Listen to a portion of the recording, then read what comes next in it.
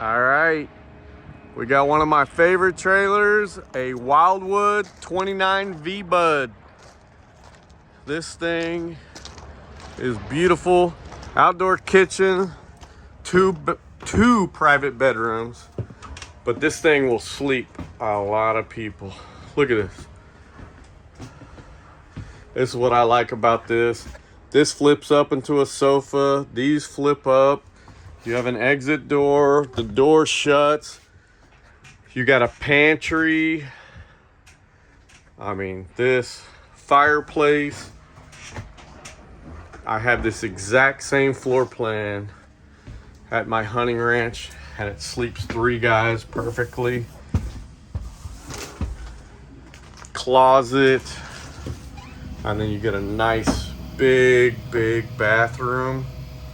But this is a great floor plan.